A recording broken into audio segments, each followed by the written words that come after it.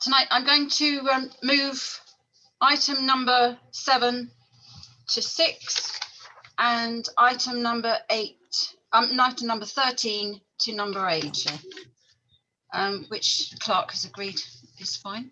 Thank you. Unfortunately, we don't have Councillor Dr. Hannah Scott with us tonight. She's not very well. And do any members have any pecuniary or non-pecuniary interest in agenda items this evening? Councillor Wallin. Not a bit members' interest, but I want to forward the apologies of Councillor Sam Bambridge. She asked me to. She's got another meeting tonight. Okay. Thank you. Thank you very much.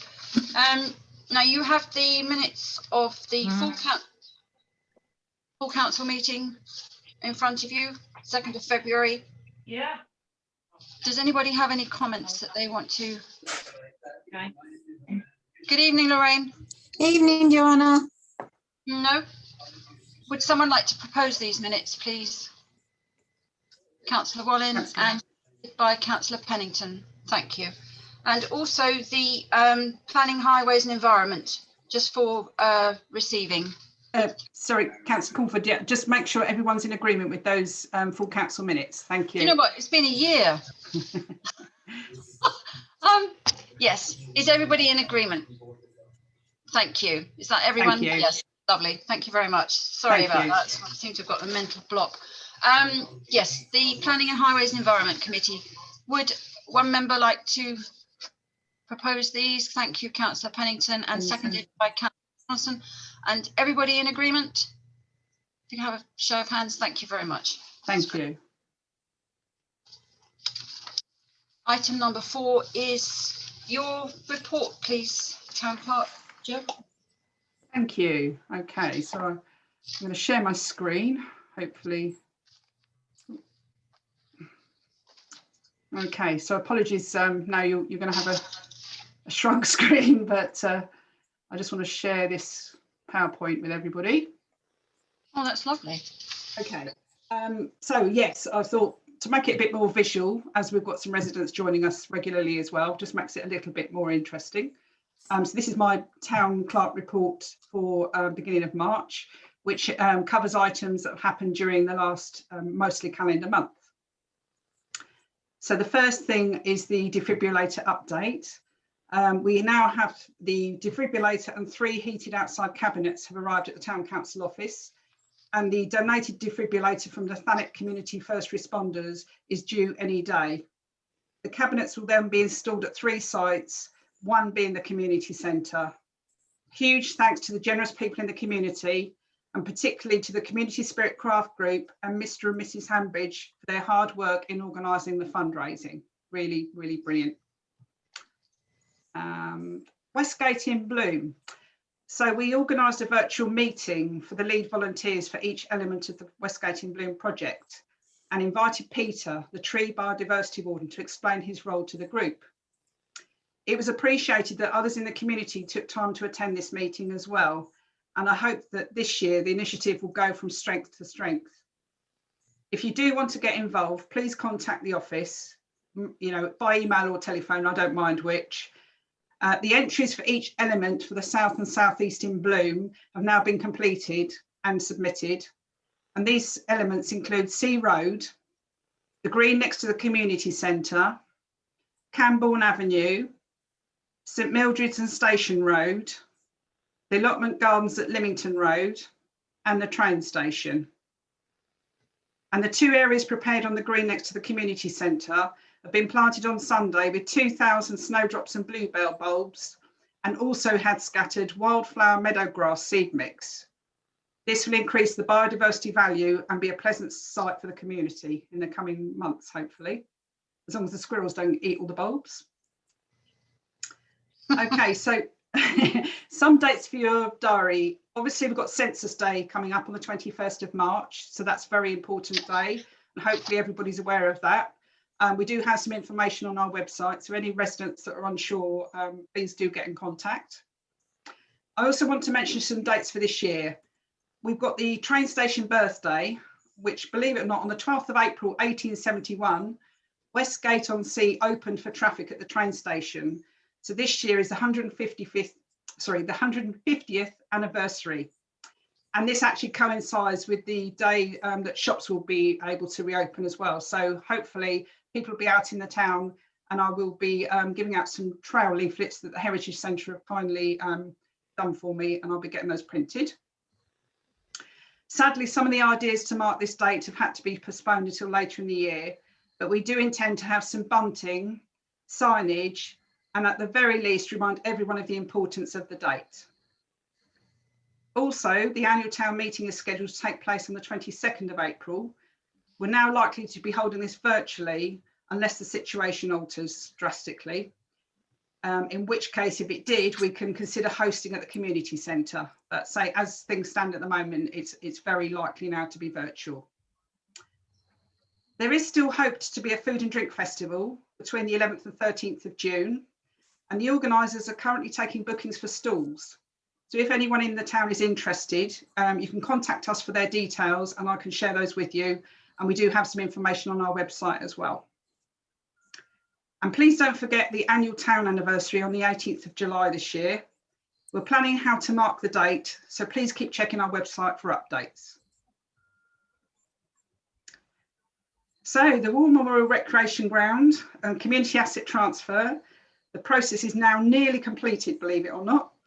And we have actually taken ownership of a used container where we are using this to store bulky items for our operations team.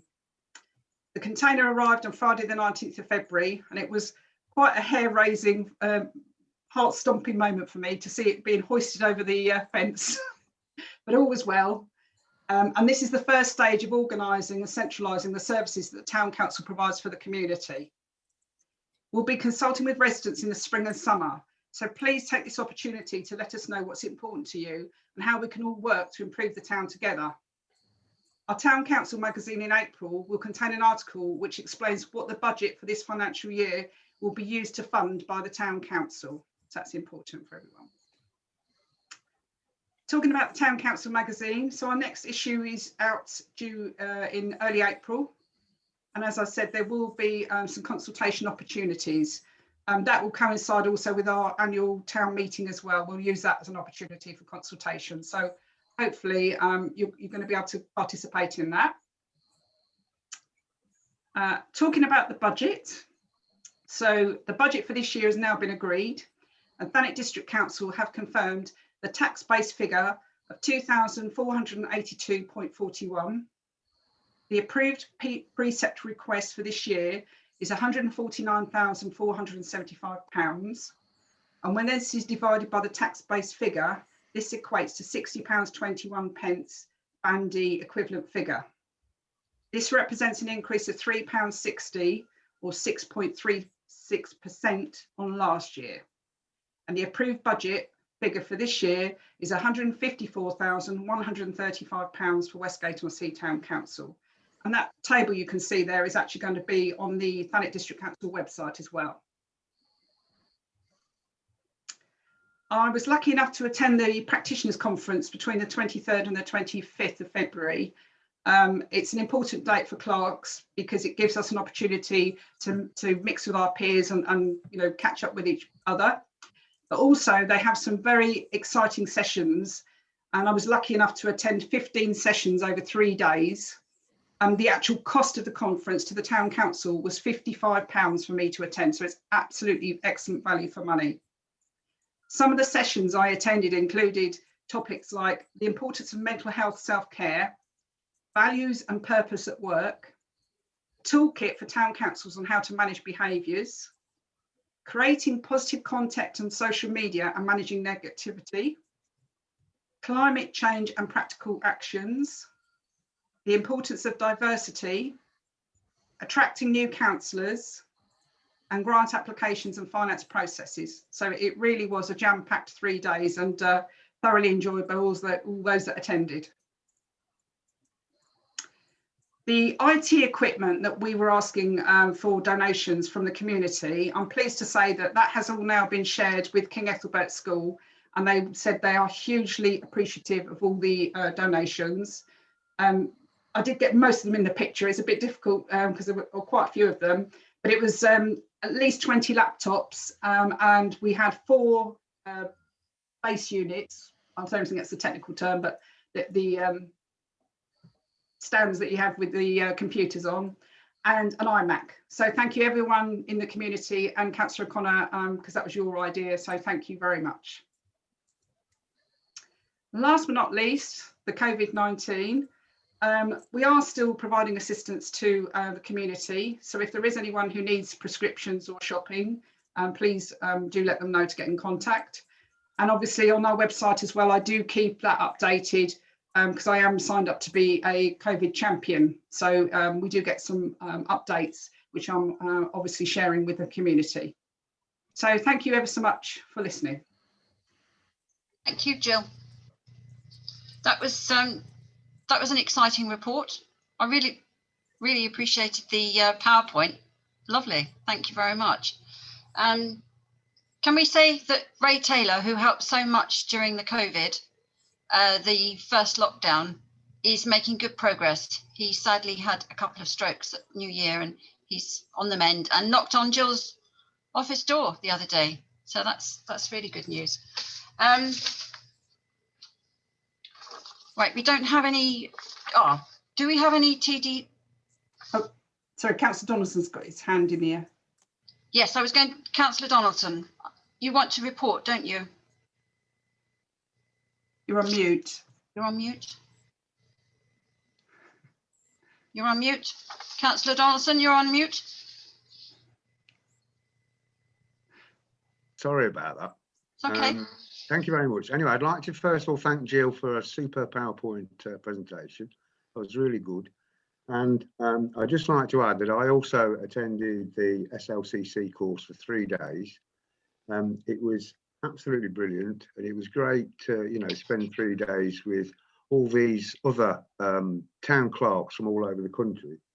The sessions were very interesting. There was a lot of stuff about, you know, survival of a town clerk who are, you know, obviously very professional, very skilled, and but do come up with some difficult situations.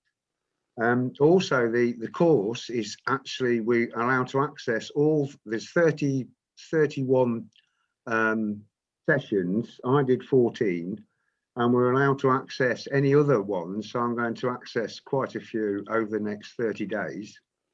And again, the cost is ridiculous, you know, it sort of works out about £3 a session.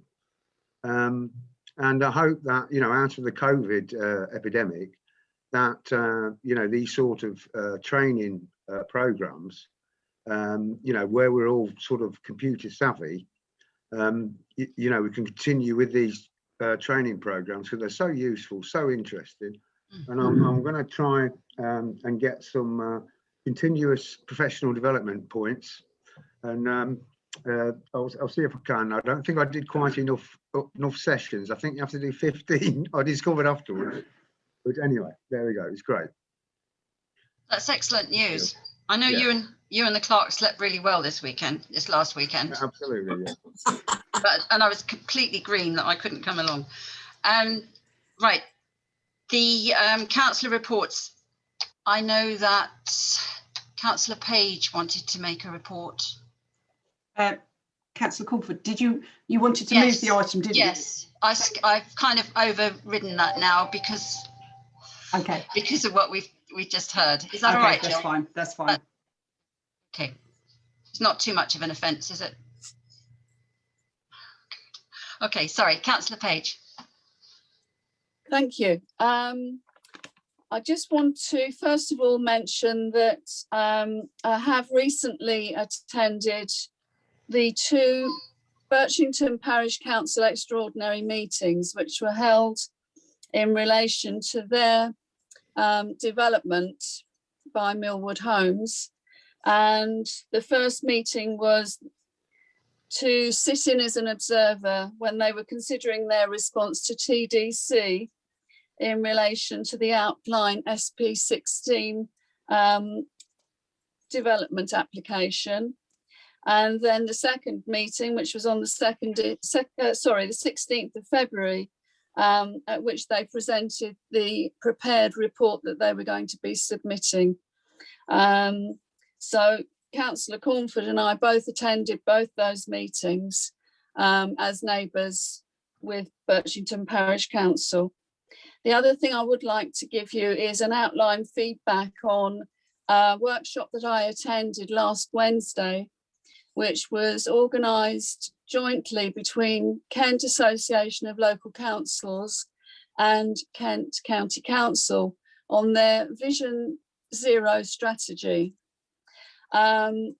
This basically is to reduce the number of fatalities and look at measures for road safety going forward.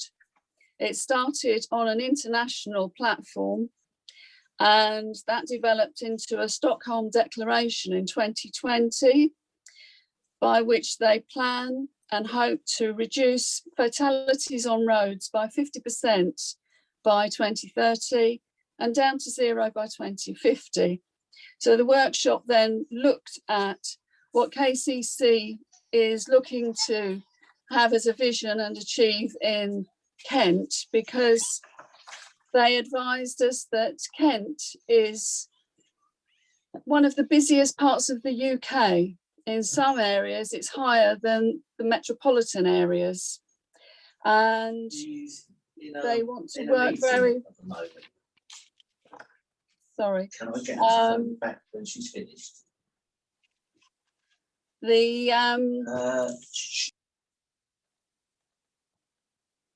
The whole system of road network, the road networks are seen as a system, and they want to design a system to protect all users of our roads and streets.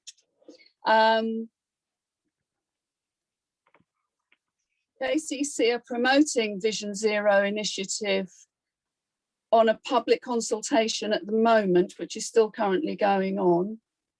There was discussion around different aspects in relation to towns and villages in Kent. And the purpose of the workshop was for KCC through CALC to communicate with parish councils and town councils so that they could speak to local people about their needs. So I would recommend people, if possible, to take part in that public consultation to give the feedback that KCC need in order to work on these programmes going forward. I won't go on in too much detail about this, except to say that they are working with what they're calling a safe system approach, which acknowledges that humans make mistakes, and working towards safe roads and streets, safe speeds, safe behaviours, safe vehicles, dealing with proper, appropriate post-collision response, and being proactive by engaging with our communities.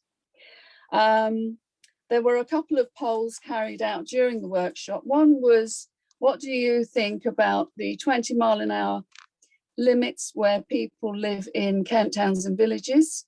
And it was a 50% strongly agree that 20 miles an hour is something that should be imposed a little bit more. And the second poll was, do you support change in approach to embrace issues of perceived danger in the community, not just casualty statistics? And again, it was a 52% strongly agree that that should be the case. One of the things that came out very, very clearly is that two-way communication is needed. And I think KCC realised that they need to be working with communities to achieve a lot of this work. And there was some emphasis placed on Speedwatch groups, of which we have one, albeit it's tiny, but it would be an opportunity to revisit that and see if we can promote that going forwards after the COVID lockdown has finished.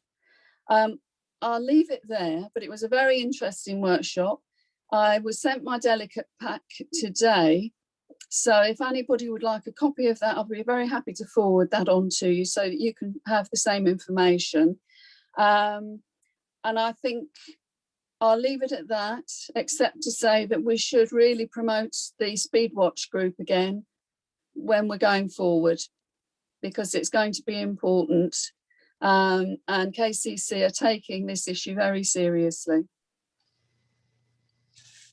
Thank you, Councillor Page. And that's a really welcome initiative from KCC, because the UK is behind with modernisation of their roads.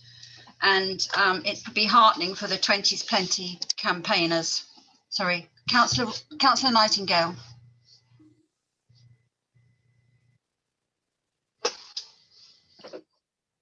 I think you're on mute, Councillor Nightingale. Definitely on mute. You scroll down to the bottom and it should come up with a little microphone with a cross on it.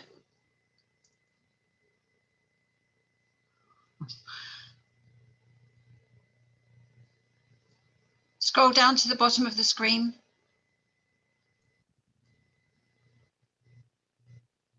As if you're going to go to the bottom taskbar. It's not a taskbar, is it, Councillor Wallen?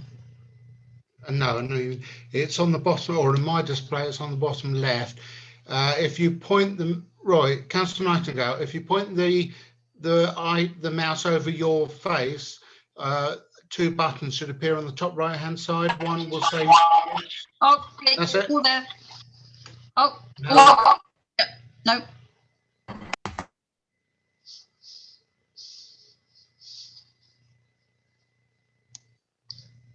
Councillor Nightingale, you had achieved it, but you've double done it, and you're now. And that's it. That's okay. Yeah. We've got you now. You're just control. Just sorry about that. Couple of quick points. As some of you know, we've been doing some work with Changing Minds. Just an update, really. Their funding is due to end in March. They're due to reopen on the 12th of April. So it means they've got 4 weeks without any funding. And I was talking to Steve, who heads up the work there, and he was asking if we could kindly promote maybe some more donations. We can then go to fill the gap for the next 4 weeks till they can open up. This would be predominantly for people in Westgate, who in April, they will then be able to open up and people can go in there for a meal and so on. The other point, just a quick one, is I know we've all been having problems with postal deliveries. I've got a particular one in. I've been working with somebody to give them some benefit advice, and I'm waiting for the forms. He is waiting for the forms to come in, and he's got a cut-off date as to when they've got to be back by. So knowing the DWP, they could well stick to that. And he's been waiting 10 days now for this form. I didn't know if anyone had an update or could give us some advice about the postal. I've tried ringing the sorting office, but I've lost the will to live, really, I think, with that. So that's it, really. Thank you, Councillor Nightingale. The post is very sporadic at the moment, isn't it, Jill? Yes, I know that they do have staff that are poorly at the moment, and I know that there is issue with yes. COVID.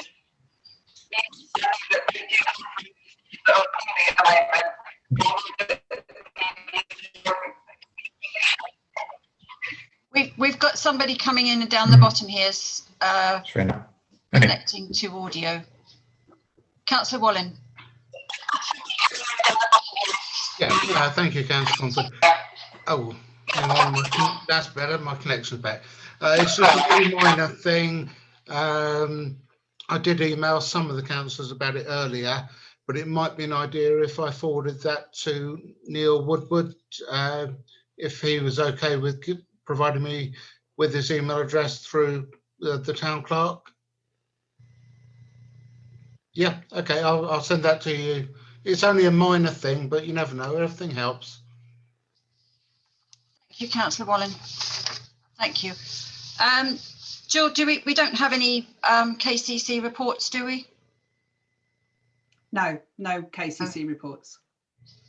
And Councillor Matthew Scott, TDC, was there anything you wanted to report on particularly? Well, there was a few bits and bobs, basically just some of the meetings I had. Do let me know if you can hear me, because I understand that sometimes I cut out, so I can turn the camera off. And clear as a bell. Oh, good. So you can see me as well. So one of the key aspects that came up recently, so I undertake quite a lot. So just full disclosure, I sit on the planning committee. I also sit on the overview and scrutiny. So one of the good things we get from overview and scrutiny is the sort of Kent Police crime statistics. I won't bore you with all the grisly details. Certainly, if you really are interested, there is a link to the meetings, and I do understand that Kent Police will be furnishing us with those statistics. But I mean, police say obviously crime is existing, it is happening. We have had some instances in Westgate recently, but a few things that I did highlight to Kent Police was still my big interest to have that walk through, that drive through with either our PCSO officers who understand we do have a new officer in Westgate now. And apparently they also do welcome any, not just district councillors, also our town councillors, the opportunity to have drive-throughs, so to sit in the car and see what they have to undertake. So something I wanted to press until obviously once lockdown is down.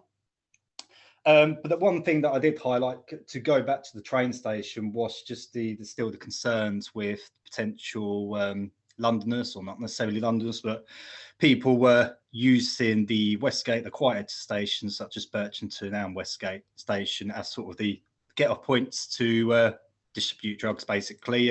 Margate being something that's more sort of checked on, along with Ramsgate. They do have a tendency to use the quieter stations. So they are still assuring me that they do look into this, because it was about a year or so ago that, well, even longer now, feels that way anyway, that they had a special task force, or a name for it, but they're still staying with the British Transport Police, staying in touch with that and making sure that that is looked into. And again, it is certainly something that's on their radar. So they've assured me that, and hopefully come after the 12th of April, we can look into undertaking that task, and we can meet our new PCSO officer, and hopefully some other town councillors might want to, you know, come with me and have a little wander around and see what goes on in Westgate. The other thing that I was going to say, I mean, COVID, I did have some little statistic here, because what I was going to sort of really get a gauge on this, because I sit in meetings, I do a lot of members briefings, and I don't really want to throw a load of information at you if you don't feel it's relevant. I mean, some of it is district-led, whilst others is very specific to Westgate, and that's really down to the casework I undertake. And really, you know, a lot of that is on the individual level. I'll be dealing with planning issues, etc. And obviously, unless that is something that the town council want to take on board, I think really it's more of a case now what you would want, what you would like for me to report those questions. And obviously they don't have to just come from the town council, they can also come from residents as well. I mean, I'm never going to have all the answers. I'm not a particularly overly educated person. I can do 1 + 1 and that equals 2, but I can certainly find the people to ask at least, or rely on Google. But yeah, so COVID wise, we are looking pretty good for Thanet in terms of, we are lower than the national average. We're hitting on around about 70.5 rolling rate. National average, we're looking at around about 97. The cases reported last week were around about 100, which was as of the 20th of February. All of that can be found on the Thanet District Council's website. So, I mean, it is one of those sort of things if you just want to keep up to date with that.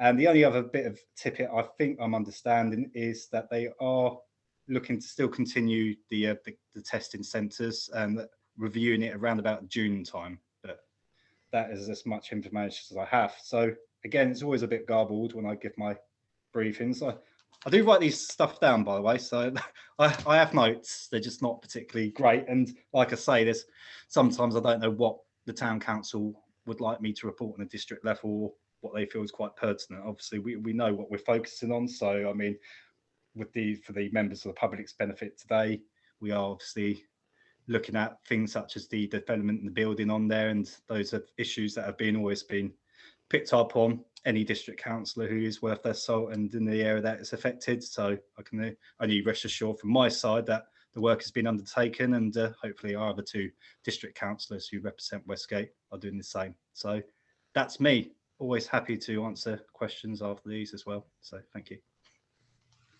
Thank you, Councillor Scott. Yeah, that was a good account of what you've been up to, and I'm sure that councillors will want to join you in finding out what sort of crime goes on in Westgate, and also for the planning. I know that some of us have questions for you, not at the moment, but you know, that's a good link. You're an important link between, well, you're a vital link between us and district. So thank you for that. Right, there are no other reports, are there? No, thank you. And item number 7, public right to speak. Neil, you've asked to speak.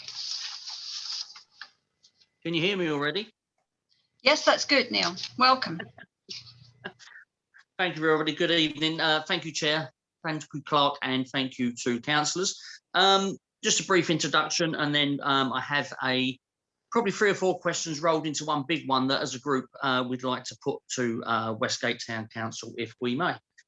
So I am Neil Woodward, and I'm representing the Westgate and Garlinge Action Group Against Housing Development.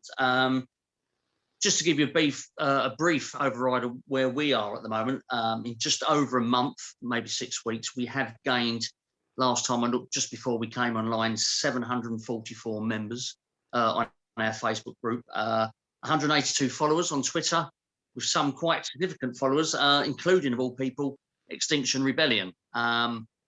We don't think we can go down that route yet anyway, but it's interesting who's joining us, very significant people. And on Instagram, we have 94 followers. And as I speak, we now have had a total of 7,500 leaflets printed and in the process of being delivered. So you should all have one coming through your door sometime soon. Plenty of advice on there, information on how to get all our objections in. We're hoping as many people as possible take this up. But for all of this, this certainly isn't a vanity exercise, gaining followers and sort of members and watching the numbers grow and grow. We are an action group by name, and we would like to take action. And the main plan is that we want this housing scheme stopped, and whatever small part we can play in that, we hope we can. So as a group, we ask this to members of Westgate Town Council and look forward to your responses. With some members of Westgate Town Council recently attending a Birchington Parish Council Zoom meeting and listening to and observing how they're getting on with their battle towards the housing plans, has this given our council any pointers or inspiration on how Westgate as a community, a town council and an action group can take forward our fight against these plans, either just as a town council or, as in Birchington's case, alongside their action group? Also, may we ask if Westgate Town Council has had a reply yet to the letter recently sent to Sir Roger Gale, or any further communications with Thanet District Council with regards to the upcoming review of the local plan? And finally, has there been any further dialogue with Millwall Designer Homes or any other parties involved with these plans? Thank you. Thank you, Neil. That's shall we take the questions one by one?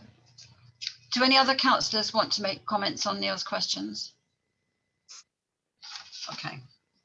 Right, Neil, you say you want the housing stopped. We do. What is your focus on? What's your focus on stopped? For what reason? Well, I think we just think now, and I know we've made these points, but I will reiterate them. Goalposts have been moved. The landscape has changed.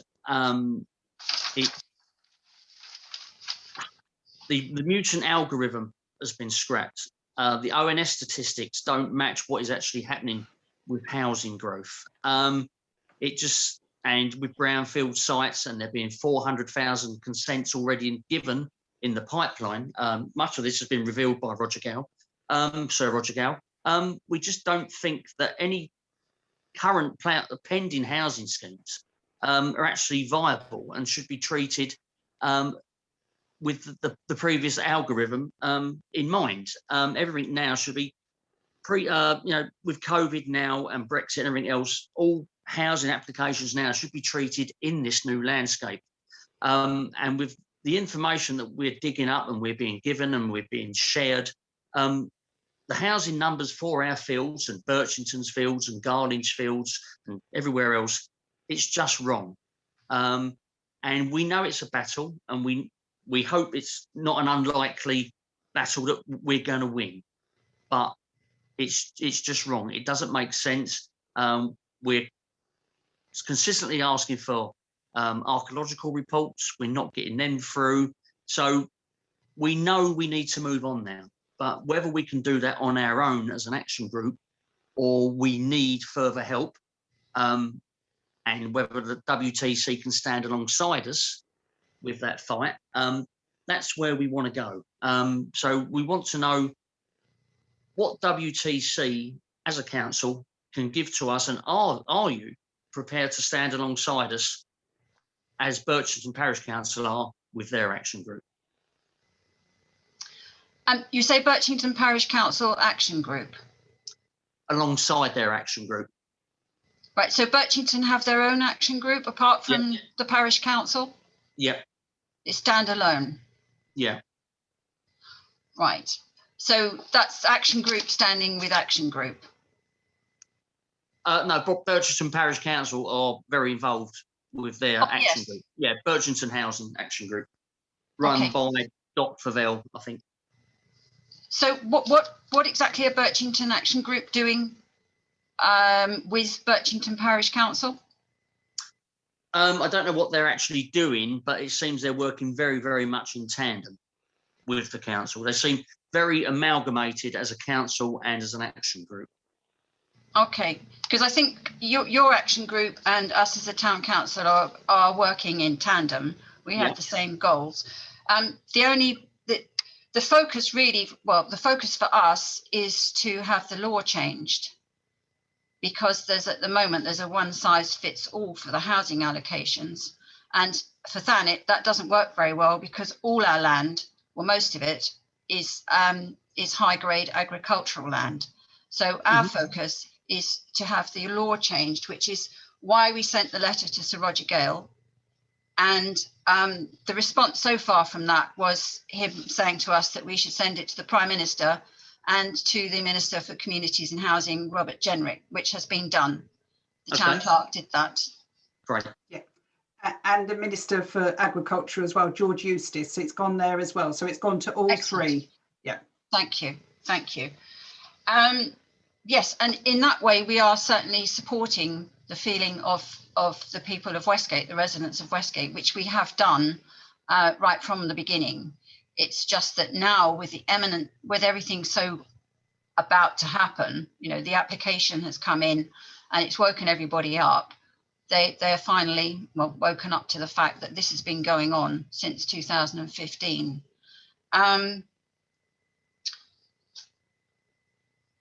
Right, I've lost my train there. Sorry. Yes, because Birchington are in the same position as us in the developers. Oh, I know what I was going to say. The consultation, there's going to be a second consultation because of the items that you mentioned, the archaeology report, and there are other items as well. Our town clerk contacted TDC, and you have a letter, don't you, to say that there will be a second consultation to incorporate the items that have been left off the first one. Yeah, I had an email confirmation from the planning officer to tell me that will be further consultation opportunity, because there are obviously numerous reports and things that haven't been shared or aren't available yet. So that's what's happening. Okay. We're supporting Birchington. We're all supporting each other. In fact, Birchington and the surrounding parishes are getting together, are collaborating much more effectively, or starting to, which is, I have to say, thanks to Westgate. So we are being active on that. And does anybody else have any points they want to make to Neil? Because I was going to say also that Birchington has got the same problems that we have in the development. Is Councillor Matthew Scott is not that there are serious flaws in it. For instance, Birchington haven't been consulted. They weren't considered stakeholders in this, which is bizarre. Councillor Scott, Matthew Scott. It was just come in really, and just to sort of further emphasise with Councillor Cornford. I mean, prior to me ever considering becoming a councillor, you know, back in the day when I decided to go through the co-option, I was invited to join in the neighbourhood plan. That was back in 2017, which now we're in 2021, and that's crazy. But even then, that was when I was very much aware of a movement group. I mean, I heard speculations, and obviously, you know, it is unfortunately down to the interest of the individual. So as Councillor Cornford's rightly said, now that this application has now seemed to have been very much into the mists of actually being put to approval for TDC planning, which unfortunately I still don't have that information sitting on the planning board. You know, it's given an even further rise. But I mean, yeah, I mean, the local plan issues have been going back as far, or you could argue, as 2010, and it certainly has sat with various district councillors, and even before the inception of the Westgate Town Council. But with the Westgate Town Council being actually established in 2015, I think at least a few of the councillors on there, their predominant reason was to really fight against this housing. So, I mean, I can really certainly say that the Westgate Town Council has done its best on various times to G up, shall we use the cool kids terms, to get residents to get involved. I mean, it's great this action group has come together, having been looking on this application and been closely keeping an eye on it since me posting about it in December of last year, where it had only 34 personal objections from residents.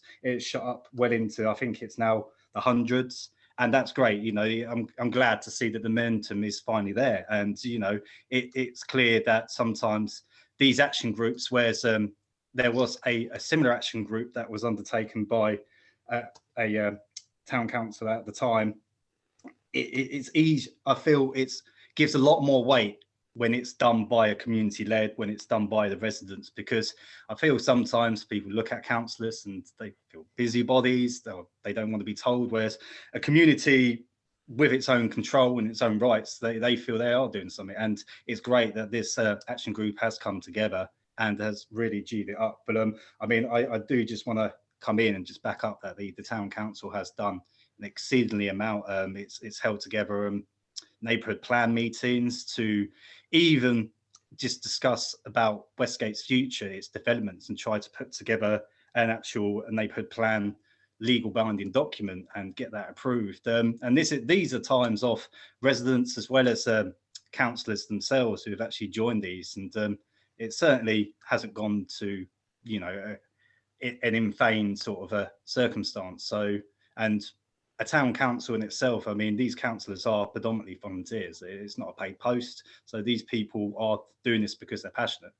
So yeah, again, just to really reiterate, the Westgate Town Council, I believe, has been very much behind the residents' backs and will continue to do so. And I think we should all be looking for avenues as much as we can. And it's certainly something we've not wanted since 2015 and continuing. So do stop me if I'm talking out of place. No, thank you, Councillor Scott. Thank you very much. And also, Neil, please don't forget that the wheels of local government turn very slowly. Things are being done, but we can't act. It's not like a business. It doesn't happen overnight. No, And I understand that. That's great. Thank you. And if I may just make one more point, since we're all talking about support and collaboration, may I pick up on the fact that the Town Council magazine is coming out in April? Would the Town Council be willing to put something with regards to the action group in that magazine to make sure that the word gets out to more and more residents? As much as we're trying, we'd like to think that there's more to get to, and an article in the Town magazine might be a very useful tool, if possible. Jill, can we answer that? I'm going to say we don't normally use for protests. We don't normally use things like our notice boards or our magazines.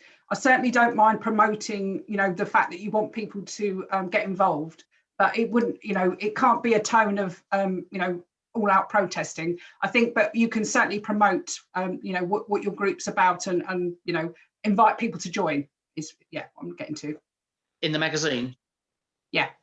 That'd be great, Jill. Thank you. Yeah, it would be, yeah, there wouldn't be sort of tones of revolution. It would just be a case of keeping more people, getting more people involved and to push our message out there. The Facebook page does the rest. Thank you. Yeah.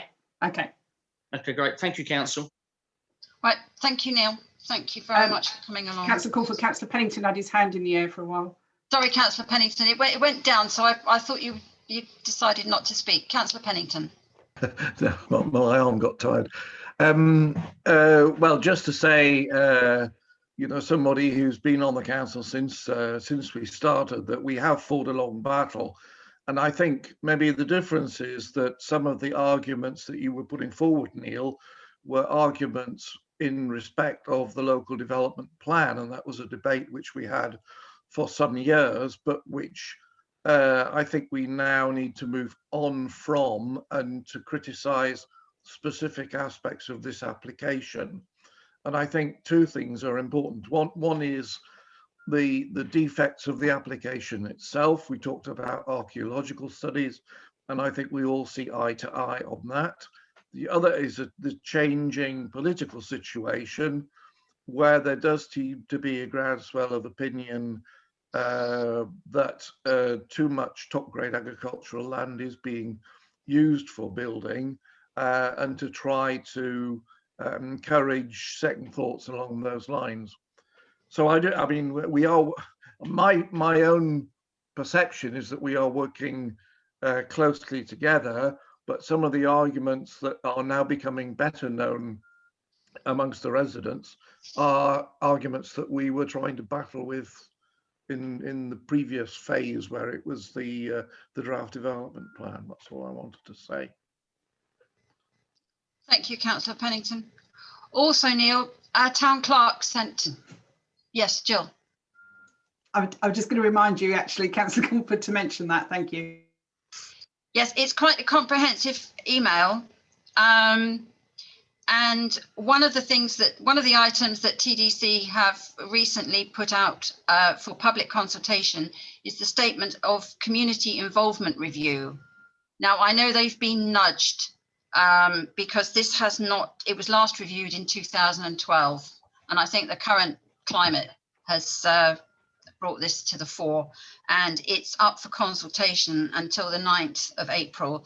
And it's how it provides a guide for how residents can have their say on planning and the local plan and other planning policy documents. So, you know, we have a voice. We all have a voice. There are some other items on this email which was sent to your colleague Penny Wells. Mm-hmm.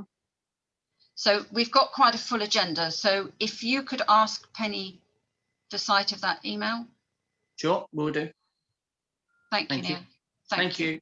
Do you feel you've been heard tonight? Do you feel, have you taken something away from the responses? I think the main thing we want now is, as I said, as a group, the Facebook members figures are great. It's all great, but we now need to move on. And we'd like to think that we have you as our town council alongside us, not just behind, alongside us. As you've just said, we will have a voice soon. And we want to start pressing that voice when the time is right, because I think, as people have said to me before, or I've said to people, this is a window of opportunity. Let's use it. Right. Yes, I just want to quickly say that since you came to the very last of our neighbourhood plan meetings, which was in 2018, I think. Is that right, Jill? It was some time ago. It wasn't. It was only 2020 last year. No, it wasn't that long. It was 2019, and we talked about changing the law and all the rest of it, which got a little bit away from the neighbourhood plan. But since then, we've spoken to you. I think you need to speak to us in between meetings. I think you need to talk to us between times, not just once a month. Keep us informed generally. Just send in an email to say what you're doing. That helps. It helps everybody. Communication is key. Thank you. Moving on. Councillor Crawford, Lorraine asked to speak as well this evening. Sorry, Lorraine. How could I forget? Good evening, everybody. Lorraine Handage. Good evening. Can you hear me okay? Yes. Can you hear me? Clear. Right. First of all, Councillor Nightingale said about our postal service. I can give you an update on that. One of our postmen is very, very ill in hospital with COVID, and the majority of our postmen in Westgate, I believe, all had to go into isolation because they work closely together as well. Which is why our postal service has been so bad. But I spoke to Keith's wife today, and she is on her day 10 of isolation. So most of our postmen should be back to work today or tomorrow. It's only those that tested positive, and there were 6 in the area. And I know Keith was one of them, and he is in hospital at the moment with it. And as one of our key workers as well, he is fantastic with looking after our old folk in our town. So if anybody, and our vulnerable, if anybody knows of any of their neighbours who are, you know, elderly and vulnerable, keep an extra eye on, because Keith and our posters are really brilliant at that. So I would just like to say that, and to send Keith all of our best. I've heard today that he's making good progress in hospital, and he was hoping to be home, but it's not happening just yet. So that's that first bit. So we should have our postman back pretty soon. With the railway station's 150th anniversary, I've bent Mr. H's arm and said to him, can you do a train silhouette, please? So he's working on a design so that we've got a nice silhouette to go with the bunting, which has all been made by the Community Spirit Crafters. We made that before the first lockdown. So we will have something, you know, out to celebrate with the town. Neil, I part own, my family own a house, the top end of the Minster Road, one of the white houses, and we've got a fence railing at the front, which could, if we can get one provided, could take a banner which could have information, contact information, where people can get in contact with you. I'm sure my family will be happy to support that. Brilliant, thank you very much. So that's them 3 bits. The wildflowers that we planted at the weekend, I'm going to bring this in with Brittany Jill Town Clerk. Our Brittany was out throwing her weight around with us at the weekend, planting the bulbs, and I want to make a special mention to our Jill, because not only she's our town clerk, there's very, very few weekends throughout the year when she's not volunteering to improve this town. And I really, really think that, you know, we need to address all the extra work that she does, because she's absolutely fantastic at what she does. And I'm always happy to support, you know, what she's doing as well. So I really do think we do need to give credit where credit's due for Jill and James, obviously, because if he's not out with his wife, he's cooking her dinner for when she gets home or doing the weekend shopping. So that was something I wanted to point out. The DFIBs, what a fantastic project that turned into. I said when speaking to Jill, I thought that we could raise the money for one defibrillator cabinet, costing about £550. There was some cynics in the town that said that the town council should pay for it. Why are you fundraising when the town council's got all this money?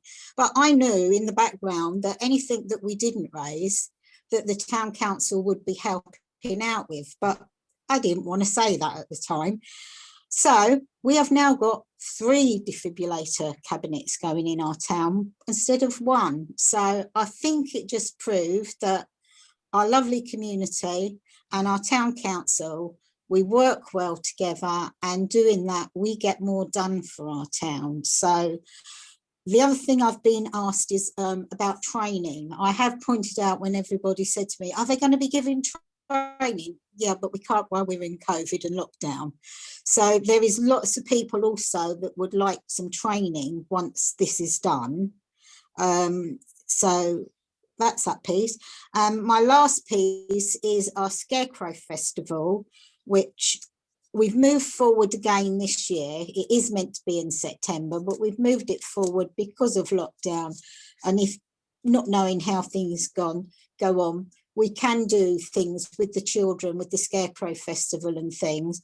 So, but it would be nice to know that some councillors are backing this and are willing to help, because it would be nice to have a lot of our businesses involved this year, especially with them reopening.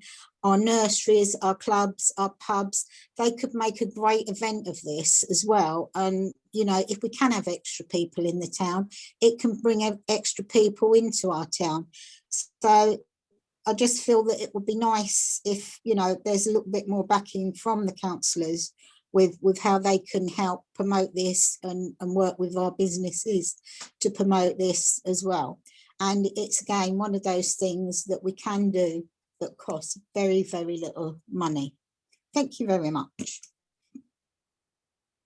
Thank you very much, Lorraine. And thank you for, I mean, the offer of the banner position is brilliant. And all the bulb planting, how many hours were you out doing that?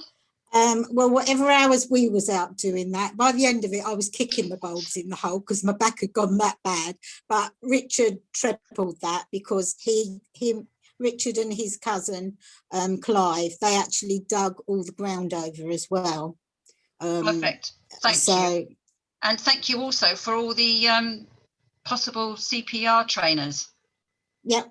And what was the other thing? Oh, I put it up on Facebook. I know the dreaded Facebook about the wildflower beds are now planted up, and it's, you know, anything to do with the town. When the Thanet Council removed the grass, again the cynics were saying, oh, they've nicked the grass to sell on somewhere, and you know, it was your normal positive, let's promote Westgate. But we've had over 200 likes and well done, so we're doing something right. Excellent. And the Scarecrow Festival last year, I mean, that was very last minute and it was a huge success. So if we're all helping this year, it's going to be a real... Well, you know, the fact that we can do it over 2 weekends, it should, you know, if our pubs and clubs and restaurants are open, it could be a really good event for them as well. Absolutely, absolutely. Moving on, item number 8, which I did bring up in front of finance reports. I hope you're all right with that, Councillor O'Connor. The Major Road Network funding letter of support. Following the meeting with James Raitt and then our planning committee meeting, where we agreed that we would send this letter, it's now in front of you and we need a vote on it, please. Councillor Comfort, yeah. Just to say that obviously the draft letter that I've shared with members, there is just one additional sentence that's proposed to be added that says congestion along the A28 corridor also leads to traffic rat running along unsuitable minor roads to the detriment of safety and amenity of local residents. So it's proposed that that sentence is added to that draft letter that you've got. Yes, I'm sorry. And this is what we talked about do we actually quote any roads? If anyone knows any really bad rat run roads, I think it adds, I would say it adds weight to the letter. But if you don't, then we won't.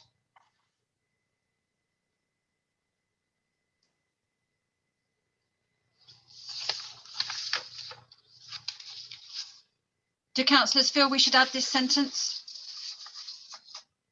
We have the original letter here that we've, James Rate, this one, in our meeting pack. And then we also have the request to add that the congestion along the A28 corridor also leads to traffic rat running. We have a request to add a sentence that highlights the rat running on minor roads. Could we have a proposal or a comment from councillor, please, on this? Thank you. Would someone like to propose that we send this letter? Thank you, Councillor Green. Councillor Page. Oh, and sorry, if Councillor Green proposed it, Councillor Page seconded it, and all those in favour? Thank you. Oh, yes, thank you. Thank you. We'll send that to James Rate. This is not to say that we agree, but it's to support and not be left out. Thank you very much, everybody. I thought I had a rebellion there for a minute. Okay. Councillor O'Connor, your finance. Good afternoon or good evening, everybody. Right, so we just go through our normal reports, which everybody's had, and the normal reports. So we've got the bank reconciliations that show you our balance as at the end of January, and what we've got in the bank, everything else, and the and we've been down and we've done the reconciliation and counted the cash with the office staff, so that's all been good. You've got a list of payments and receipts that shows you exactly what's been gone out through the month on each of the accounts, so you can see that. Okay, and then following that, so that is so you've got the bank reconciliations, which is A, and then you've got B, the payments and receipts report. So is everybody happy to receive those ones before I go on? Yes. Councillor Walling proposed. Yeah. Yeah, and then Councillor Cornford, I think, was second. Councillor Cornford, yeah. Thank you. Yeah. Thank you. So those two just to be received. And then obviously we've got the detailed receipts and payments report, and we've got the same information but shown in a slightly different way, which is the annual budget report. So which is just shows you the two. So again, I haven't received any members have asked for any queries on this. Have you received anything, Jill, in the office? No, we've had no requests, but of course, as we always say, if any member wants any particular budget line in more detail, we're happy to provide that information. We are indeed.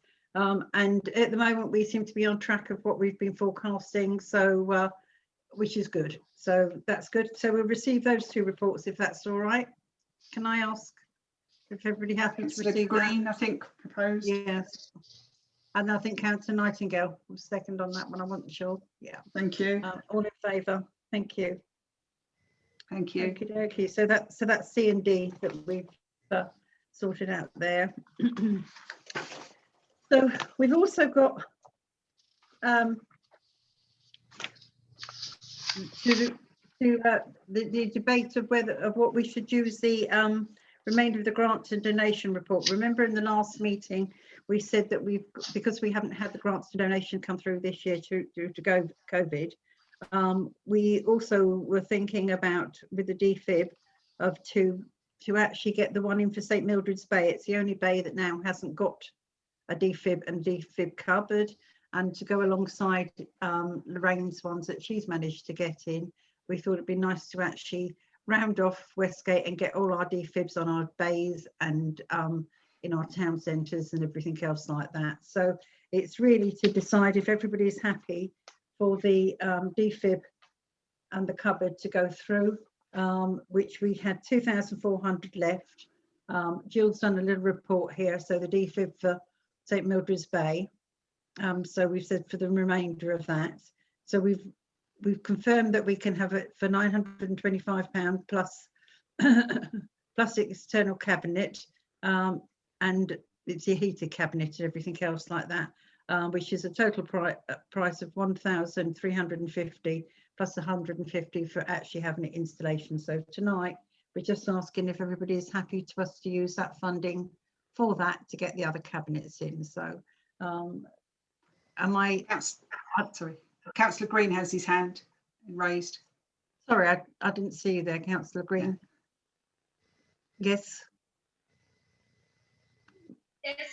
Yeah, whereabouts is the plan for this to be installed?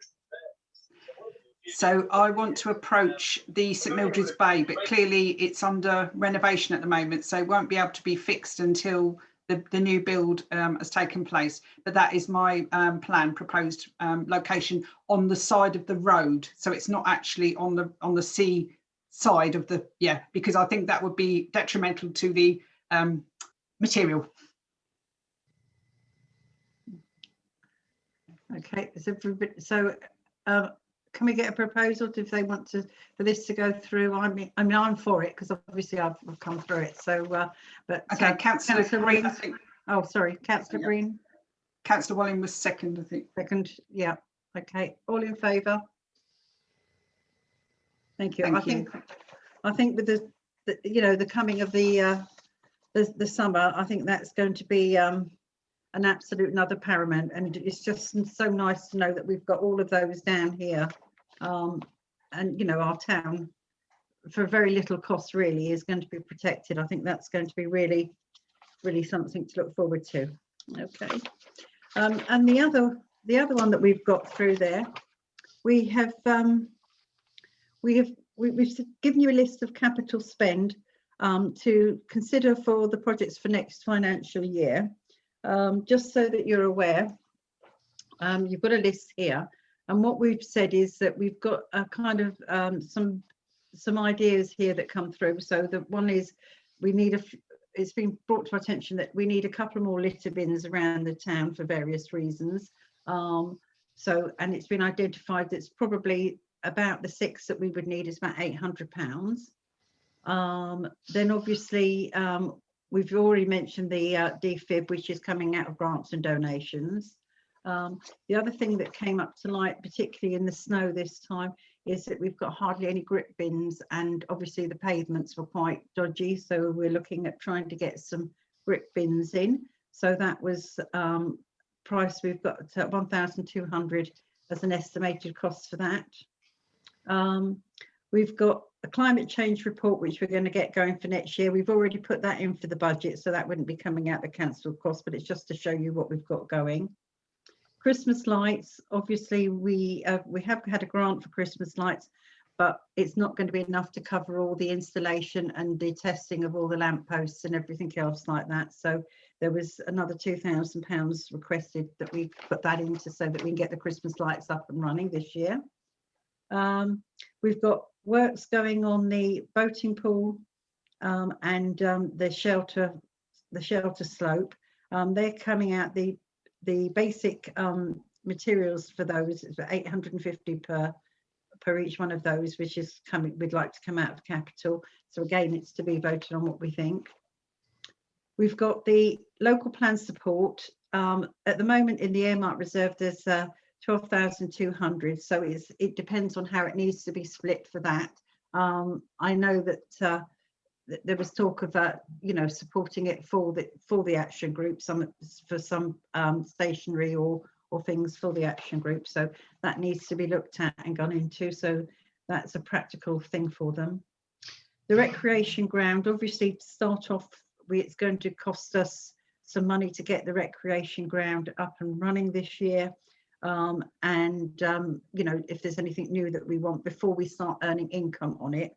So it was felt that it would need at least 5,000 to 7,500 to cover for any materials and costs. I mean, we were going to hopefully put out in the magazine, and maybe for our you know, for our main council meeting, the Westgate event one, in what's the date of that one, Jill? The 22nd of April, the annual town meeting. Yeah, 22nd of April. So we just thought maybe some parents might want to get involved if we've got electricians and things like that, you know, that can help out and build and do things. So, you know, it'd be interesting to see if we can get any support for that. So, but obviously materials and things cost a lot of money. So it all has to be up to certain standards. So, you know, quite expensive there. The highways improvement plan, we put in a 1,800 to get that first report out as such, wasn't it, to see what was required. So that's already into the budget. The survey. And yeah, and the other one that was looking through that's already we've put into the budget, but depending on how it wanted to do, is our Westgate Day anniversary.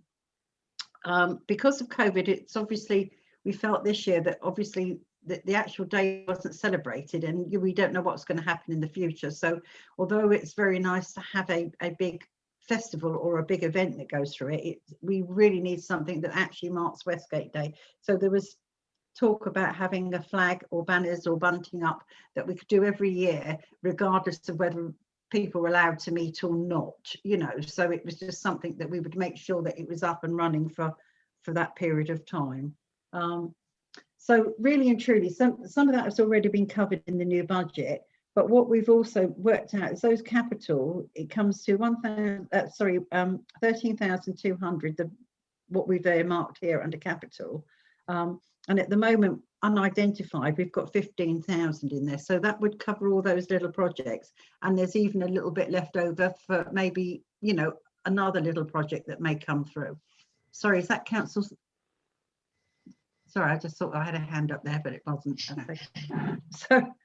So really and truly, so if everybody is in agreement with that, we, you know, obviously for our next meeting, we'd like to know that we can actually put those to one side and start to actually ordering them. So if you prefer to, we put a kind of a high priority, no priority, and this could be, we thought individually what people might want to vote on and to come back and do it as a vote, or the fact that they're happy that we have got the capital in there that covers all those projects and to go ahead and do them. So I think we're not having a decision tonight, are we? It's ready for the next financial year. So it'll be the next meeting. Right. Yes. So is everybody happy to take that away and have a look at it and bring their thoughts back, or send in their thoughts for that for the next financial meeting? Yeah. Okay. So that's it. That's me done and dusted on that one. Thank you very much indeed. Thank you, Councillor O'Connor. And yes, that's quite a lot to think about there, which we'll come back on. But as you say, all of them. There was one extra one there, the remedial works for the shelter slope.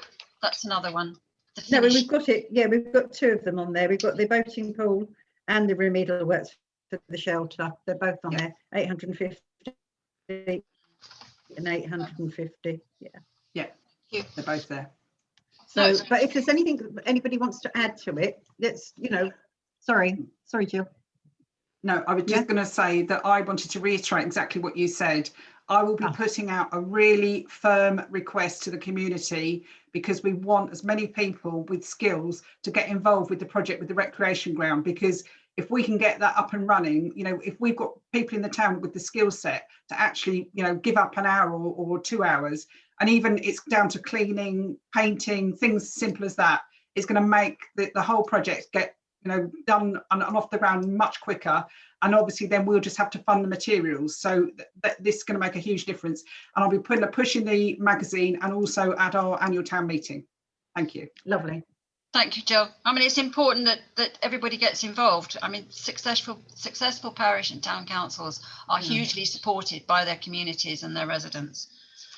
And the other thing is, just before I go, we were looking at this as maybe an idea that if we are asking for in the future for the town to vote on anything, are they happy with this kind of format that we could kind of put in the middle of the town council magazine, we ask residents to pull it out and highlight what they want, and we can bring it back. So, because obviously it's very difficult if we were trying to put a survey out to everybody like we did last time in all houses, but we've got the magazine being delivered, so it's like its own survey in there. So, in future we could use the magazine to do our own survey in something like this, where we can list what the priorities of people think that they want, and then we can bring it back and kind of do our own little surveys through it. So that was another thought that we thought that we could do for the, for our residents of Westgate. Thank you. Councillor Pennington. Yes, thank you. On that last point, yeah, why not? I think that's perfectly legitimate approach. I wanted to say that it would be good, I think, to prepare a really nice information sheet for the business forum. I think if we go to the business forum with something they can distribute to all the members, it would help to generate interest on their part, and we might get them really interested in supporting some of these projects. Thank you. Absolutely. Thank you, Councillor Pennington. Thank you, Councillor O'Connor. Councillor Green is asking to speak. Sorry, thank you. Councillor Green. Yeah, hopefully when this lockdown's over, it might be worth getting some of the youth groups like the Scouts and some of the other youth groups, guides, brownies, etc., involved in the renovations, even if it's painting or tidying, etc., etc. Brilliant. Absolutely. Might work towards one of their badges as well. Yes. Yeah. Yes. That's a really good idea. All that energy. That's good. Thank you, Councillor Green. Okay. Do any other councillors have any comments on that? In that case, we will move on to the next agenda item, which is the Town Clerk on the War Memorial Recreation Ground update. Thank you, Jill. Thank you. So, as I know, some of you remember last meeting, we had the fencing being mentioned. So where the new container is now, and we've clearly got, I call it the pavilion, it's the changing room for the recreation ground. The proposal is to have some fencing around that to create a compound that would enclose the container and the changing room, so make it a little bit more secure. So I did a report and I've got some quotes. Sadly, the Albion Fencing and Construction, I still haven't had the confirmation of the price of the gate. Because last month when I looked at the compound idea, I did neglect to actually include a gate that would lead from that fencing directly in from the recreation ground side. I was thinking that people would access through the double gates, but that's clearly from the footpath.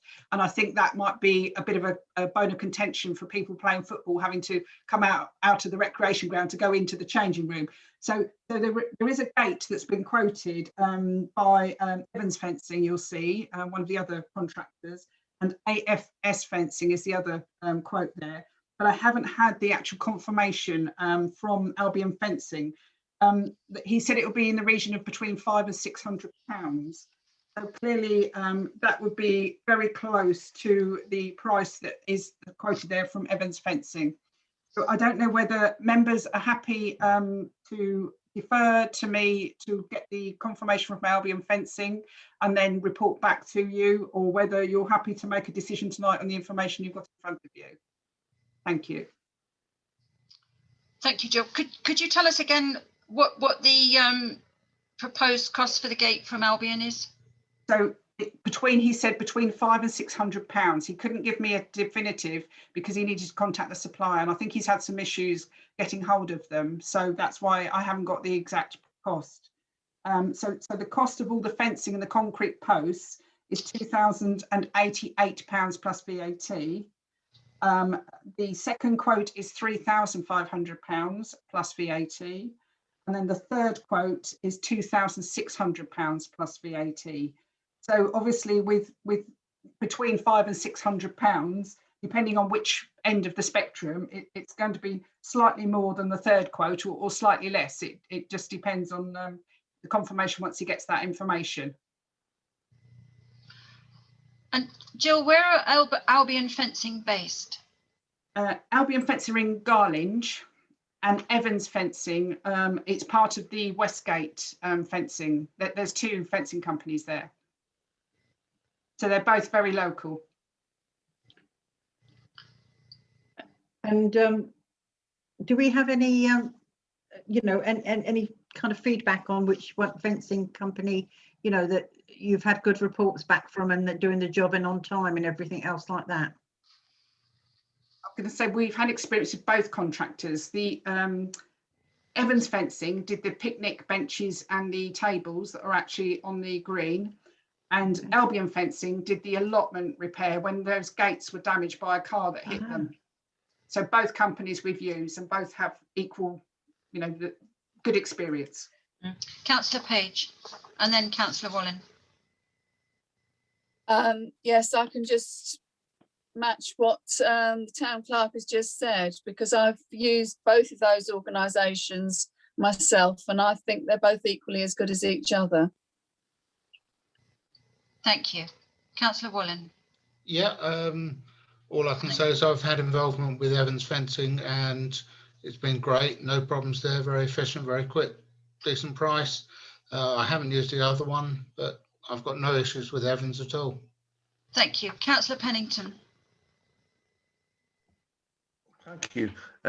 It's for finance and general purposes, maybe to mull over what the procedures should be. I should have thought we should wait in these circumstances for a clear quote on the gates before deciding. But I would be happy once we've got that to leave it to the clerk. How do councillors? Shall we take a vote? Councillor Matthew Scott. Just to second, if that is a proposal, Councillor Pennington's proposal. Yeah. Councillor Pennington proposes that we wait. Are we all in agreement that we wait? Yeah. Yes. Thank you. Thank you.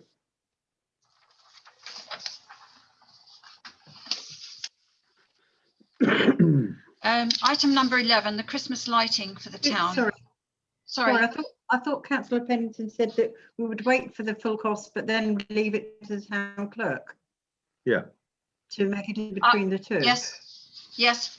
Jill, you've recorded that, haven't you?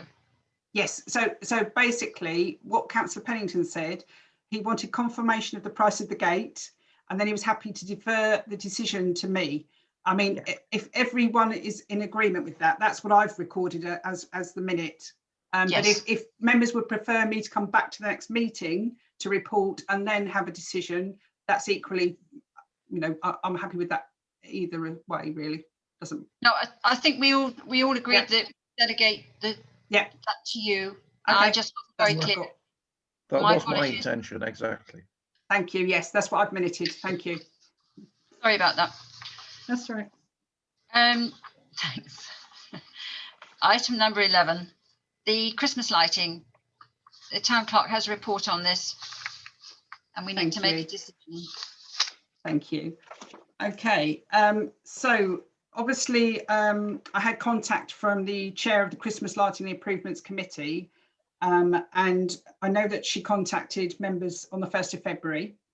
I did hold a virtual meeting and Councillor O'Connor attended with me on the 28th of January. And what we've been asked is if we could consider adopting the installation and maintenance of the Christmas lighting for the town as a direct responsibility. So obviously this is something that's undertaken by other town and parish councils, and it is a reasonable and practical proposal. I have sought information on the existing lighting that had been installed predominantly on scaffold poles fixed to 42 to 44 Station Road. I haven't had any success in getting any firm information. It's been in place for a period of 11 to 12 years, I have been told, and I'm not really satisfied that the legal position is completely understood of this lighting. And this is clearly important for insurance purposes.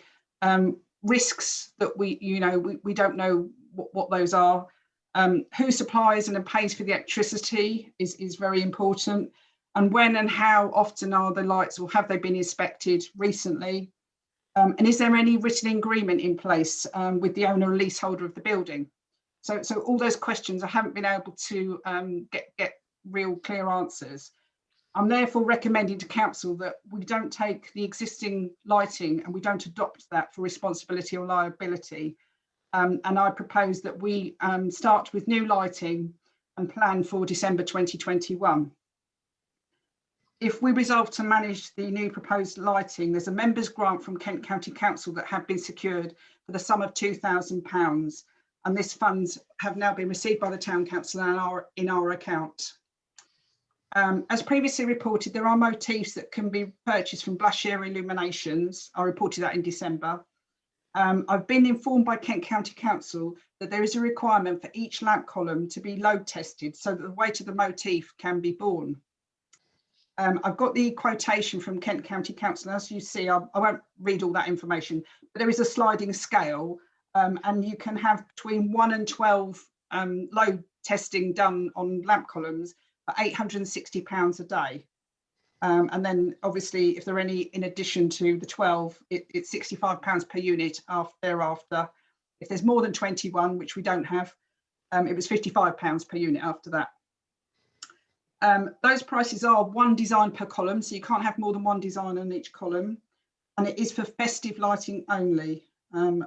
So yeah, if members agree, I propose that I seek options from Blashare Illuminations and provide a report at the next full council meeting detailing options with our new secured budget for this year. Thank you. Thank you, Jill. Well, the clerk has made a recommendation on this for us, and that's based on all the involvement she has had with the Christmas lights over the last few months now, isn't it, Jill? Yes. So members, we need to make a decision. Does anyone want to propose? Councillor O'Connor. I'm happy to propose that we do not take on their lighting and we start our own afresh, and Jill to go ahead with what the quotes that she's done and go for it, but making sure that we do not take any responsibility on of the old lighting or anything else like that. So we're not, you know, we're not responsible for that, and we don't want that in another town this year. Right, so we're proposing that we will not take on the existing lights, but we'll be responsible for all the new lights, and we're delegating the decision on the load testing to the town clerk. Have I got that right? Yes, that's for mine, yeah. Is there a seconder for that? Was that you, Councillor Pennington? I think Councillor Page was second in there. So. Oh, all right, Councillor Page, and is everybody in favour? Thank you. Thank you. Thank you.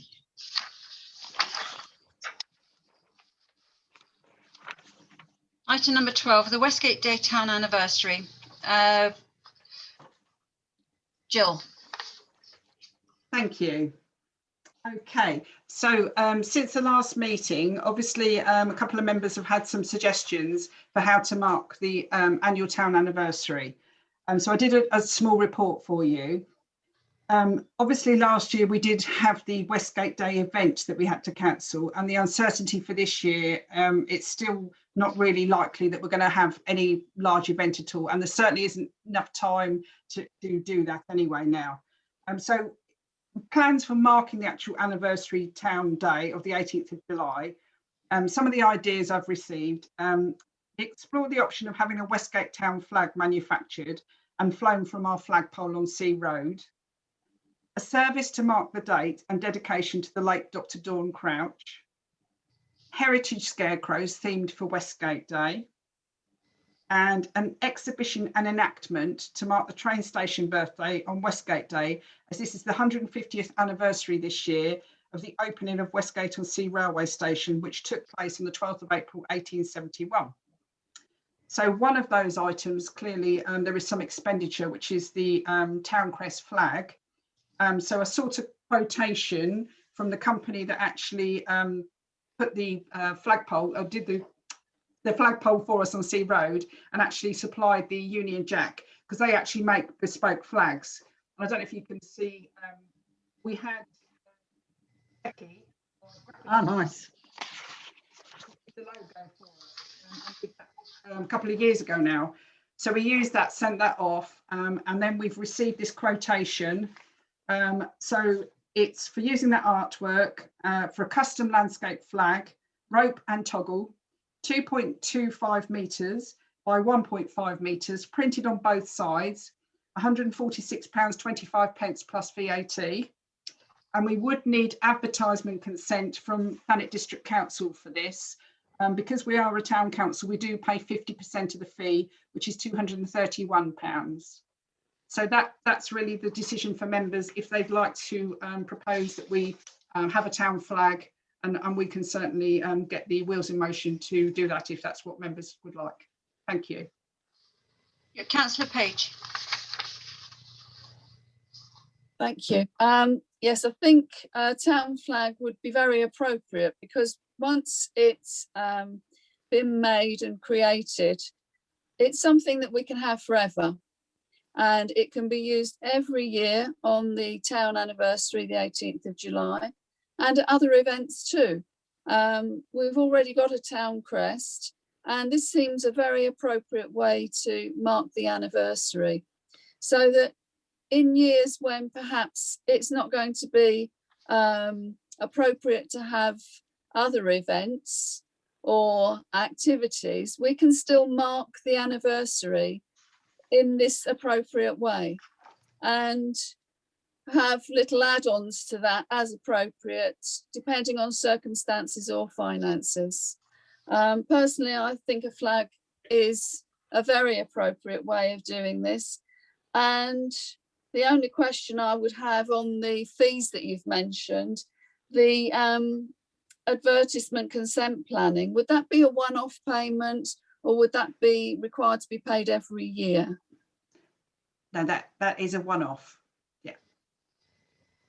Because the costings here seem to be quite reasonable for something that we're going to be able to have to keep forever. Thank you, Councillor Page. Councillor Pennington. I'd like to propose that we do as proposed by the clerk, that we get the flag done and pay the fee. Yeah. Second. All in favour? That's good. Thank you. We will now have our Westgate Town flag. Yay. That's exciting. The other items on here, the B, C and D, Jill, are we voting on those? It's not necessary this evening, but it's certainly, I'd like to ask if members can have a think about that, and the next meeting we can agree exactly what we'd like to do. Thank you. All right, thank you, Jill. Thank you, everybody. Item number 13, the draft annual town meeting agenda.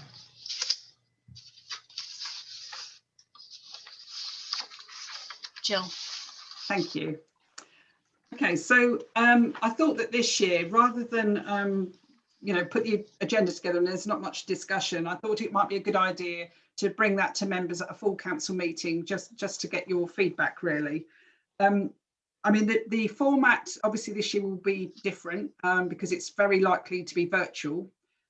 So what I'm proposing is that we have the usual housekeeping, I call them, at the front, which is welcome from the chairman, receive apologies for absence, and obviously the minutes of the last meeting, which actually April 2019.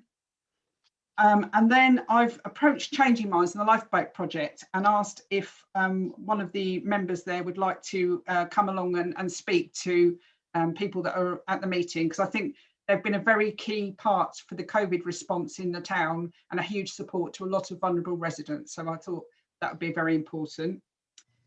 Also invited Peter Hasted along to talk about his role as the Tree Biodiversity Warden. Because hopefully by the 22nd of April, he's sort of settled in then and got quite a lot to report back for us. And obviously he has activities that he wants to ask the residents to be involved. So it's a real opportunity for him to come along and share the ideas and what he's doing. After that item, receive questions and comments from the community. So on everything that's happened from those two speakers. Then the chairman's report, that's the annual address that's normally on the agenda.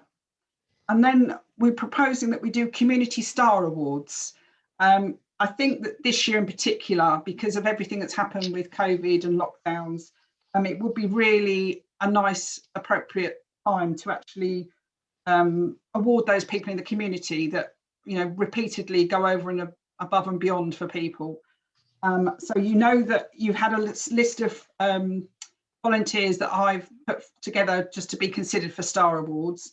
And we're not talking about lavish expense. I've come up with a couple of wooden awards proposals that, you know, that they're very cost effective, £8.99 each. But I just thought it'd be nice to have them with the person's name or you know, community star or something written on them, just to give them something to keep to mark that award. So that's really for them to be awarded for what they've done. Then the town council report. So what I thought would be nice is to come up with a PowerPoint presentation, you know, quite involved with everything that the town council has done over the year. And that would be everything from our COVID activities through to, you know, having the flagpole, litter bins, all those things, having the asset transfer completed, you know, what we've been doing there, everything that we've done in the past year, so that we can really celebrate with the community what the town council has achieved and, you know, how far it's come in a year. So that's my proposal for that. And then obviously questions and comments after that. And then consultation opportunities, because I know we've spoken about this, but that's going to be really important this year to make people in the community feel that they have a voice and they can contribute to what we're trying to achieve. And obviously then that can be fed into our forward plan and you know, action plans for the year. So that's what I'm proposing. So I just would be keen to have any feedback or comments from members if they have any. Thank you. Yeah, thank you, Jill. Does anybody have any comments, Councillor O'Connor? I've just said that looks good, actually. It's and it covers for the fact that if we have to do it remotely, that covers for that. The PowerPoint presentation would be really good if you have to do that remotely, like you've done today. So I think that really would make a difference, that people can see that, and it's not a lot just people standing there waffling. You know, they can see it by graphics and things like that. Nice, yeah. Councillor Page. Thank you. I just wanted to ask regarding the list of volunteers for Star Awards, would we be considering giving one to each of those that have been named, or do we need to choose, as it were, a winner? I'm proposing that we give to all of those people on the list. And obviously if members have any other additional people that they think should be recognised, that, you know, that's welcomed as well. You know, that's the idea, that we're giving these out to people that have made a huge contribution and continue to do so in many, many respects. That's really great. Thank you.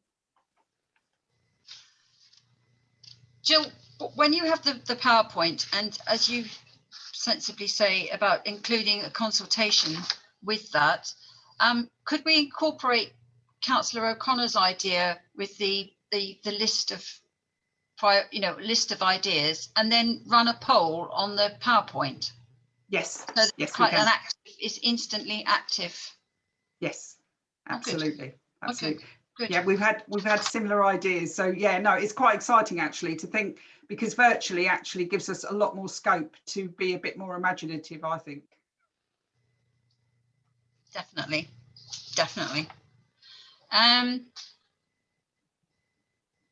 Right, we were making a decision on that, weren't we? Yeah, sorry. I was just going to say that you wanted to promote, you know, to get volunteers. Perhaps that's another way of doing it, the remote, and maybe get how many people then would vote to say that they would volunteer at that time as well. So that might be another way that we can set that out as well on the PowerPoint. So, yes, yeah. Yes. Do any other members have any comments on that? Any thoughts? No? Right, we do need to make a decision, and that's on the award itself, isn't it? Councillor O'Connor, were you going to say, did you want to speak?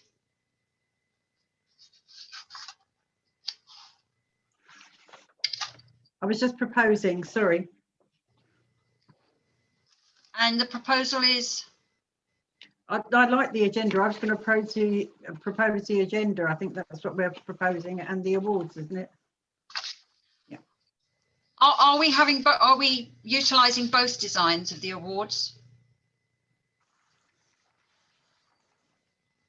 Are we commenting on the awards, Jill?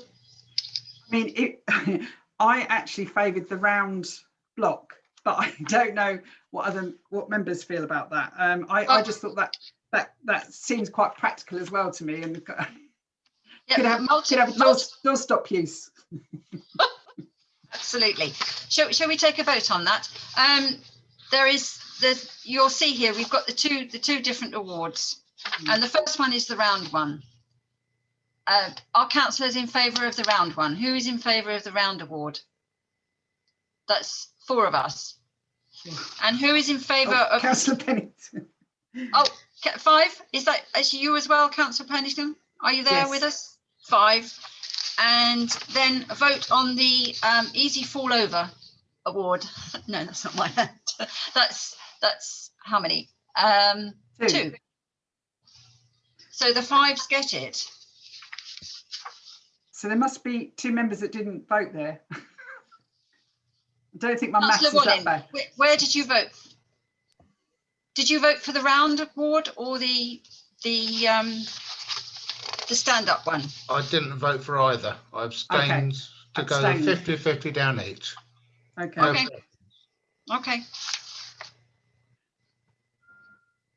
The round award was successful then, Jill. Thank you. And is everybody in favour of the agenda? Everyone in favour of the agenda? Lovely. Thank you.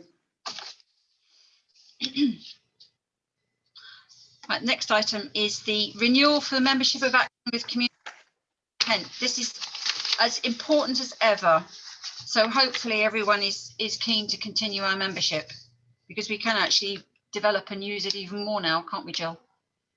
Yes, that's what I'm hoping this year. We can really, with the recreation ground imminent now, that this would really come into its own. And as you can see, it's £105 for the year, so it is good value membership. Thank you. Would a member like to propose that we make a proposal? Councillor Page. And seconded by Councillor Donaldson. And everybody in favour that we continue the membership? Thank you. That's all carried. Thank you. It's all good. And then finally, item number 15. You all have read what this is. And Jill, your words on this, please. The Youth Council for Westgate-on-Sea, which is a brilliant idea. Thank you. So I've been thinking about this for probably about a year. Clearly with the recreation ground asset transfer took longer and COVID interrupted. So there has been a delay. Birchington, you probably just noticed, have just formed theirs because they've got their recreation ground asset transfer end of last year. They've had one virtual meeting. So I've been in contact with Councillor Cupp at Birchington to ask him how he approached starting theirs. I've also been in touch with the British Youth Council, and that's that information that I've shared with you about supporting and developing an effective youth council. I've spoken to one of the local schools as well, just to get some feedback. And I am told that there definitely are pupils that are interested. And clearly we do have a couple of young people in our community that have been proactive with the town council recent months over the development. A couple of names spring to mind. So I don't think that we'd have many problems in actually getting people who are young people that are interested. And the key to this is with the asset transfer, we really want to seek out the opinions and feedback and everything from the young people, because they're clearly the ones that want to use the recreation ground. So they're best placed to advise us on what they'd like.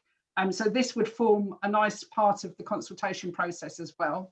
And obviously, I wanted to ask if there could be a lead councillor from here that would be prepared to work on the Youth Council project. And it was to get members' opinion tonight if this is something that they'd like to progress. So I didn't want to get lots of work undertaken without coming to members first. So it's an agreement in principle that you'd like me to progress and you know, further explore this as a real realisation. Thank you. Well, hopefully everyone feels this is a really good idea, and it's also about succession planning. Councillor Donaldson. Yeah, I think it's you know, absolutely brilliant. And the BYC or youth councils are a lot bigger than just, you know, sport and the recreation ground. It's a real important educational tool, and it allows local young people to be involved in, you know, local democracy. And it's absolutely fantastic thing. And it also fits in very well with our other projects, the recreation ground, the youth project at the community centre, the youth group at Christchurch, and all the various other groups from, you know, the cricket team, the scouts, so on and so forth. And you know, I've always thought as part of an aspiration for lottery money would actually that Westgate needs a youth worker. I mean, to make this, to really provide top of the range youth services for young people in Westgate, you know, a full-time, well-paid professional youth worker to support the whole sort of package. Unfortunately, the lottery is closed down, is in lockup. He's in lockdown, not in the lockup, it's in lockdown. And but you know, in the fullness of time, when things move forward, the lottery then recovers, because an enormous amount of money that should go into the community has actually gone into sort of COVID related projects. And then we can, you know, really bring this ahead. And I'll strongly, you know, very strongly support this, and we you know, agree at least in principle. Lovely. Thank you, Councillor Donaldson. Councillor Green. Yeah, I strongly agree with Councillor Donaldson, especially on the youth worker position. Yeah, the youth are a very underheard voice in the community. They're an integral part of the community, and should really be heard, their voice in the community. They are the community moving forward. They've had lots of bright ideas, and people need to realise that they do have a sense of purpose in the town and what goes on. So I fully support that position. Thank you. Thank you. Recognition and being heard is vital. Are there any other comments from members? Councillor Matthew Scott has his hand raised. Oh, sorry, Councillor Scott. No, I hide in the corner.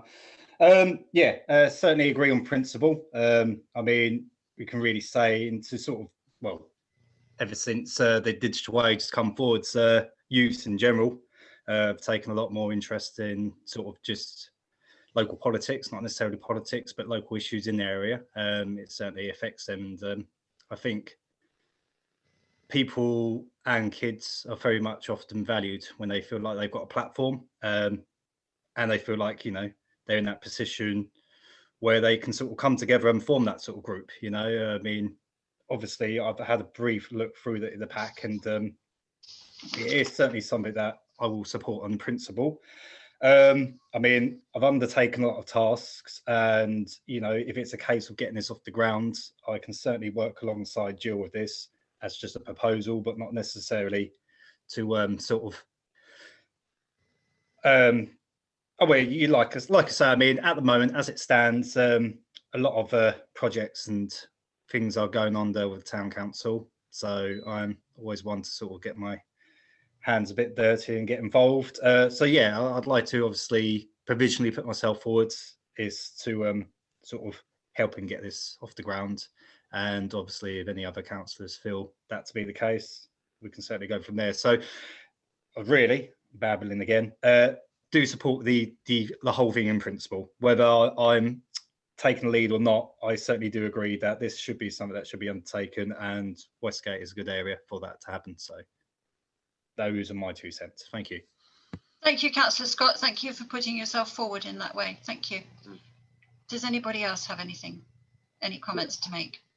Councillor Donaldson, are you proposing? Well, I'm proposing, but before I propose it, I'd like to thank Matt for coming forward.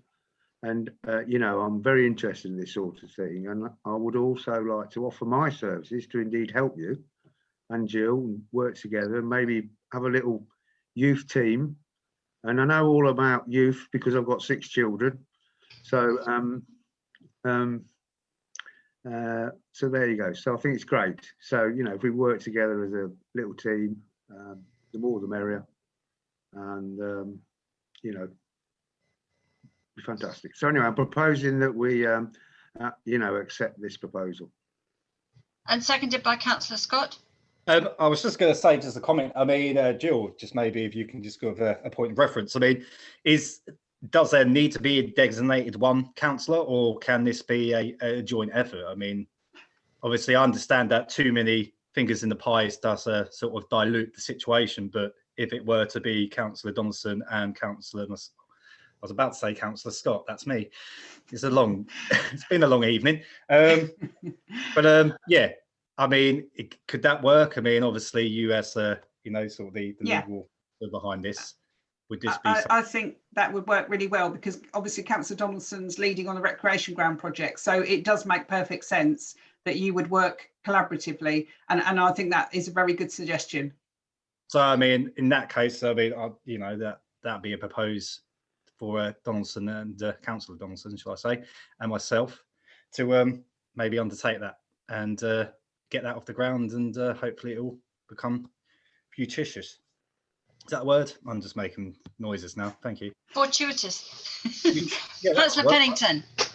Thank you. Yes, I very concerned that the danger that that Councillor Scott mentioned that we should be aware of. I mean, there shouldn't just be the responsibility of 2 councillors, but we should relate as a council to the youth council, and that it should be a genuine interaction between the 2 groups, not just 1 or 2 councillors acting as go-betweens.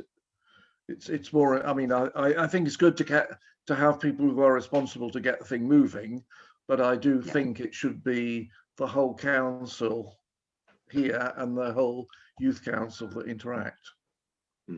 Yep, we look forward to that.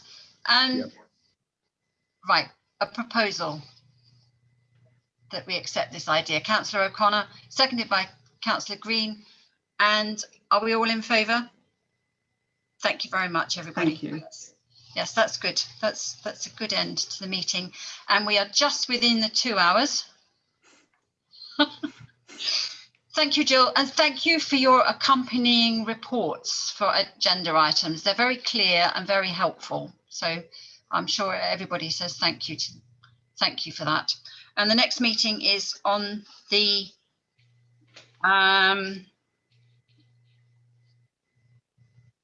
where are we? April. It'll be which? I know. Is it the 3rd or which date in April? I haven't got that in front of me now. Oh, I haven't got it in front of me. You normally put it on the agenda, and it's not there. The 6th. I think it's the 6th. Thank you. Thank you, Councillor Wallen. The 6th. Yes, thank you. Next full council meeting is sorry, that doesn't matter. Next full council meeting is the 6th of April. Okay. Good night, everybody. Thank you. Can I make a suggestion? Bye bye. Can I make a suggestion? Councillor Green, yes. Councillor Green. Yeah. About the it's just about the agenda. I just thought about it. Would it not be a good idea for the agenda to be shared on the screen at the beginning of the meeting for those that are joining from outside, just for a small amount of time, so they can actually see where the meeting's going and what's going to happen in this digital age? No problem, I can do that. All right. Thank you. Is that all right, Jill? Just yes, that's fine. Okay, well, you're taking notes and everything. Yeah. Thanks, Councillor Green. Thank you.